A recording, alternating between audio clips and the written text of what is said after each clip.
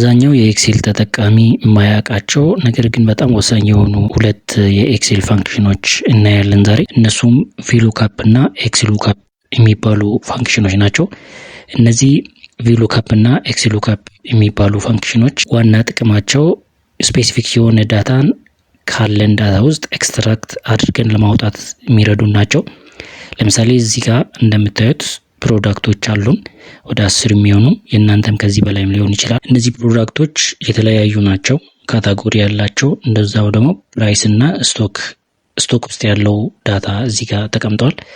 ከዛም በተጨማሪ ደግሞ የተለያዩ አይነት ብራንቾች ካሉን ወይም ደግሞ ኦሪጂኖች ካሉን በዚህ መልኩ ተቀምጠውልናል ማለት ነው። ከነዚህ ውስጥ ለምሳሌ አለቆቻቸው ወይም ደግሞ ሪፖርት ልታደርጉላቸው የሚገቡ ሰዎች በሆነ ጊዜ ከናንተ ሪፖርት ቢፈልጉ እዚህ ጋር መጣችሁ። እኔ አሁን እናንተን ለማሳየት ነው ትንሽ ወይም ደግሞ ወደ 10 ያደረኩት እንጂ የእናንተ ዳታ 400 300 ሊሆን ይችላል ማለት ነው።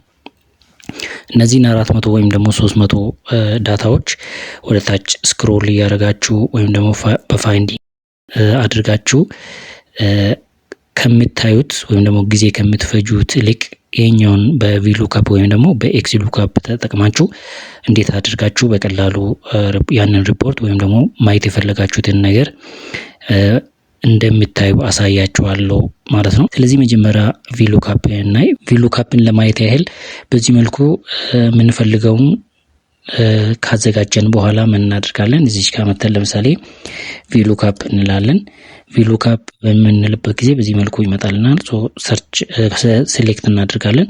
ሴሌክት ካደረግን በኋላ እኛ የፕሮዳክት አይዲን አስገብተን ዳታውን እንዲያመጣልን ስለምንፈልግ እዚህ ጋር ፕሮዳክት አይዲውን የምንቀይርበት ቦታ ነው የምንመርጥለት። ከዛ በኋላ ኮማ እናደርጋለን። ኮማ ካደረግን በኋላ ቴብል ይጠይቀናል ማለት ነው። ቴብል በሚጠይቅበት ጊዜ ይሄኛውን ዳታችንን ሁሉንም ሴሌክት እናደርግለታለን ማለት ነው። ይሄኛውን ለማድረግ ኮንትሮል ሺፍት ዳውን አሮ እናደርጋለን። ይሄኛውን ሁሉ ሴሌክት እንዲያደርግልን ማለት ነው። ከዛ በኋላ ኮማ እናደርጋለን። አሁን እኛ የፈለግነው ሁለተኛ ላይ ያለችው ወይም ደግሞ ፕሮዳክት ኔም የምትለው ስለሆነች ሁለተኛውን እንሰጠዋለን። ከዛ በኋላ ኮማ እናደርጋለን። ኮማ አድርገን ኤግዛክት ማቹን እንዲያመጣልን ስለምንፈልግ ፎልስ የምትለውን እንመርጣታለን ማለት ነው። ከዛ በኋላ ብራኬት ከፍተን የመጨረሻውን ዘግተን ኢንተር እንላለን ማለት ነው። ኢንተር በምንልበት ጊዜ እዚህ ጋር ያለውን ዳታ ያመጣልናል። እንደምታዩት እዚህ ጋር ፕሮዳክት አይዲው P505 ይላል። ስለዚህ P505 ላይ ያለው ምንድነው የሚለውን እዚህ ጋር ማየት እንችላለን። P505 ላይ ላፕቶፕ ስታንድ የሚል አለ ማለት ነው። ስለዚህ ይሄኛውን ለምሳሌ ላፕቶፕ ስታንድ የሚለውን እኔ P606 ባድርግ በራሱ እዚህ ጋር መቀየር መቻል አለበት ማለት ነው፣ ፎርሙላ ትክክል ከሆነ። ስለዚህ ምን አደርጋታለሁ? እቺኛውን 606 አደርጋታለሁ ማለት ነው። 606 በማደርግበት ጊዜ እንደምታዩት ላፕቶፕ ስታንድ የሚል ሲል የነበረ ወደ ሜካኒካል ኪቦርድ ተቀይሯል ማለት ነው። ስለዚህ ፎርሙላ በትክክል ተሰርቷል። እነዚህንም በዚህ መልኩ መስራት እንችላለን፣ የሚቀሩትን ማለት ነው። ልዩነታቸው ምንድነው? አሁን እዚህ ጋር ፕሮዳክት ኔም የሚለው የእናንተ ዳታ ውስጥ 2 ላይ ነው ያለው ወይም ደግሞ ሁለተኛ ላይ ነው ያለው። ካታጎሪ ደግሞ የሚለው ሶስተኛ ላይ ነው የሚገኘው። ስለዚህ ይሄኛውን እዚህ ጋር 2 ያለውን ወደ 3 መቀየር ይኖርብናል ማለት ነው። ልክ ቅድም ይሄኛውን እንደሰራ ነው። ይሄኛውን እንደዚህ ብናደርገውን ቀጥታ ራሱን ነው የሚደግመው ማለት ነው። ራሱን ነው የሚደግመው። ስለዚህ እቺኛውን የምንመርጥለትን ለምሳሌ ካታጎሪ የሚለው ፕሮዳክት ዳታ ውስጥ ስንተኛ ላይ የሚገኛል የሚለውን ነገር በዚህ መልኩ ስንቀይርለት ይመጣልናል። ስለዚህ ሌሎቹንም በዚህ መልኩ እናስተካክላለን ማለት ነው። ይሄን ይመስላል የመጨረሻ ስራችን ማለት ነው። ስለዚህ ይሄኛውን ለምሳሌ እኔ P606 የሚለውን እዚህ ጋር እንደምታዩት ሜካኒካል ኪቦርድ ይላል። የካታጎሪ ኤሌክትሮኒክስ ነው። ፕራይሱ 129 ነው።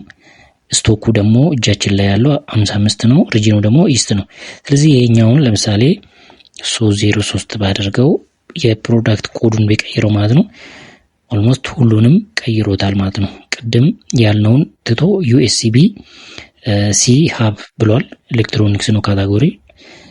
ፕራይሱን ቀይሮታል፣ ስቶኩን ቀይሮታል። እንደዛው ደግሞ ሪጂኑን ወደ እሱ ወስዶታል ማለት ነው። ይሄኛውን እዚህ ጋር መተን ፕሮዳክት ዳታ ላይ ካለው ጋር ብናነጻጽር አሁን እዛ ጋር ያስቀምጥልን ዳታ በትክክል አምጥቶልናል ማለት ነው።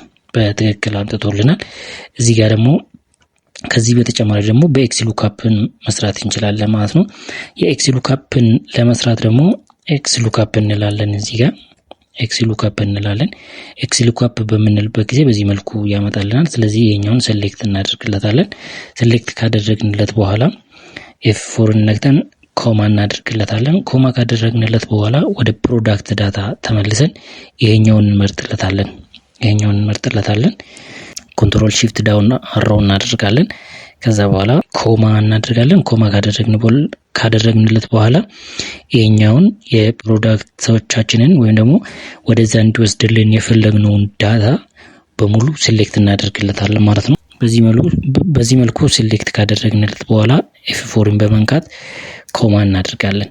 ኮማ ካደረግን በኋላ እንደቀደሙ ፎልስ ወይም ትሩ የሚለውን ትተን እዚህ ጋር ከነዚህ ውጪ ከሆነ ደግሞ እዚህ ውስጥ አሁን ፕሮዳክት ኔም፣ ካታጎሪ፣ ፕራይስ፣ ስቶክ፣ ሪጅን የሚለው ውስጥ የማይገኝ ነገር ከሆነ ወይም ደግሞ ዳታችን ከዛ ውጪ የሚሆን ከሆነ ኖት ፋውንድ እንዲል ወይም ደግሞ